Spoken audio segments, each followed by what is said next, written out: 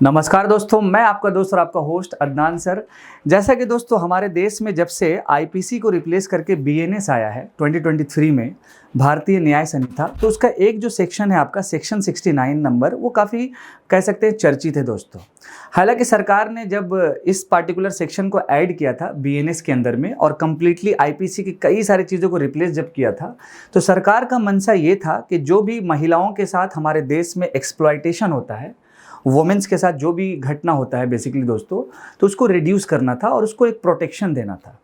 लेकिन इसी बीच में एक पार्टिकुलर जो सेक्शन है जिसके रिगार्डिंग कुछ इंपॉर्टेंट बातें हैं जो आपको आज इस वीडियोस के माध्यम से मैं आपके साथ साझा करूंगा, ताकि कई सारा जो मिसलीडिंग होता है उन चीज़ों को यहाँ से जो आपको क्लियर कट जो भी पर्टिकुलर आपको इन्फॉर्मेशन मिल जाए। फर्स्ट ऑफ ऑल देखिए दोस्तों, जैसे ही जुलाई में भारतीय न्याय संहिता हमारे देश में इम्प्लीमेंट हुआ, सो इसके रिगार्डिंग एक पार्टिकुलर जो सेक्शन है 69 के नाम से, ये काफ़ी ज़्यादा चर्चित था। ये चर्चित था बहुत सारी चीज़ों के कारण। ये चर्चित था कि अगर मान लीजिए कि कोई व्यक्ति, दो लोग हैं, अगर वो रिलेशनशिप में है, ब्रेकअप हो जाता है, तो क्या उसे 10 साल का जेल हो जाएगा, सज़ा हो जाएगा, क्या फ़ाइन हो जाएगा। ये चर्चित था एक और चीज़ों के लिए कि अगर मान लीजिए कि कोई ऐसा पुरुष यानी कि मेल आदमी अगर महिलाओं को जॉब देने का या फिर फॉल्स प्रॉमिसेस कर रहा है कि, या फिर मैरिजेस, शादी करने का फॉल्स प्रोमिसेस करना, या फिर मान के चलिए कि जॉब में प्रमोशन का फॉल्स प्रोमिसेस अगर कर रहा है, तो वहाँ पर ये सारा जो 69 नंबर सेक्शन है ये इम्प्लीमेंट होता था दोस्तों। अब यहाँ पर एक लॉजिक है जो आप समझिएगा। फर्स्ट ऑफ ऑल लॉजिक ये है दोस्तों आपका कि जैसे ये सेक्शन 69 न्यूज़ पे था, जिसमें बेसिकली ये कहा गया, देखिए आप, sexual intercourse on false promises of marriages, और साथ साथ उसका जॉब भी है दोस्तों। और इसमें एक वर्ड बहुत इंपॉर्टेंट है, वो है आपका डिसीटफुल मीन्स। इस वीडियोस में मैं ये भी बताऊंगा कि डिसीटफुल मीन्स का मतलब नॉर्मल क्या होता है दोस्तों। पहले एक स्टोरी से छोटा सा पॉइंट ये समझते हैं। जैसे मान के चलिए आप कि एक पार्टिकुलर ऑफिस है और वहाँ पर कुछ एम्प्लॉय जो काम कर रहे हैं।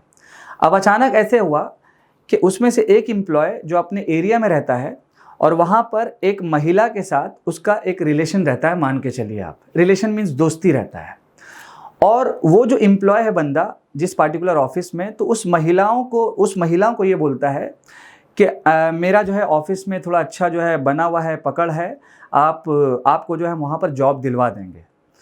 तो ये एक तरह का क्या हो गया, वो महिला क्या थी, वो महिला आपका नॉर्मल थी, अनएम्प्लॉय थी। तो उसके दिल में खुशी हुआ कि चलो घर में प्रॉब्लम है, मुझे भी एक काम मिल जाएगा। तो लेकिन पुरुष का एक कंडीशन था उस महिला के साथ कि मैं आपको तो जॉब दिला दूंगा, लेकिन फर्स्ट ऑफ ऑल क्या है कि आपको मेरे साथ फिजिकल होना होगा, मतलब सेक्सुअल इंटरकोर्स करना होगा। ये पॉइंट आप समझिएगा दोस्तों।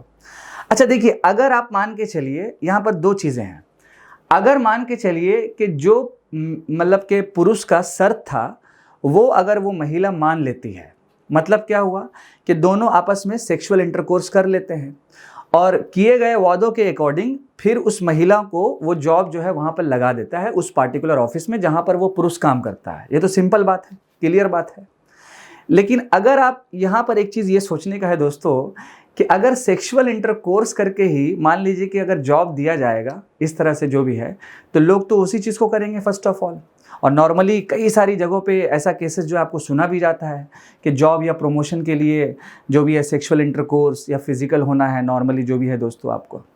दूसरा इंपॉर्टेंट बात है आपका दोस्तों कि अगर मान लीजिए सेम टू सेम वो पुरुष उसको जो है एक लालच दिया कि हम आपको जो है मतलब कि शादी करेंगे या जॉब दिला देंगे, मतलब फॉल्स प्रॉमिसेस किया, नॉर्मल उस वक्त के लिए प्रॉमिसेस किया जब तक महिला नहीं मान जाए। और जैसे ही महिला मान गई कि मैं आपके साथ जो है सेक्सुअल इंटरकोर्स करूंगी, मुझे कोई इशू नहीं है, और जैसे ही ये दोनों सेक्सुअल इंटरकोर्स कर लेते हैं और देन फिर फाइनली दोस्तों आपका वो जो पुरुष है वो अपने वादों से मुकर जाता है, तो यहाँ पर दोस्तों क्या है आपका कि सेक्शन 69 यहाँ पर भी इम्पोज्ड होगा।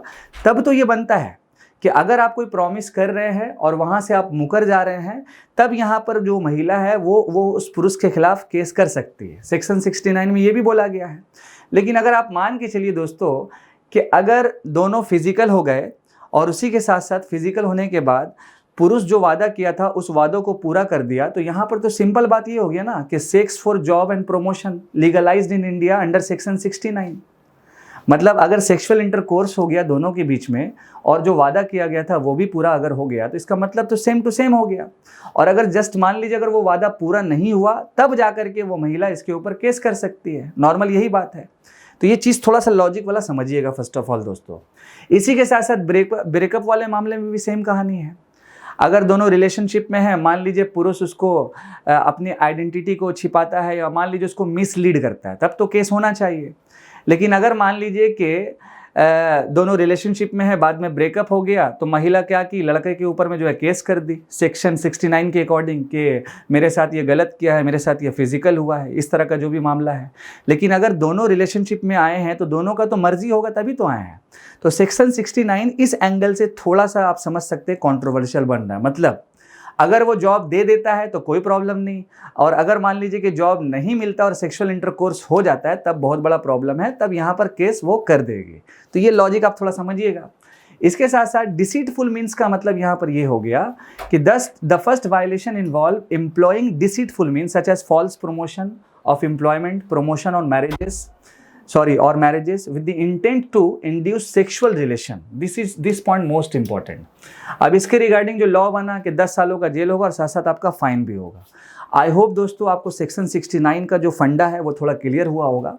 इसीलिए मैंने वीडियो का जो थंबनेल में भी दिया है कि सेक्स फॉर मतलब कि job and promotion legalised in India under 69। बाकी आप ऑलरेडी समझ गए मेरे इस वीडियोस के माध्यम से।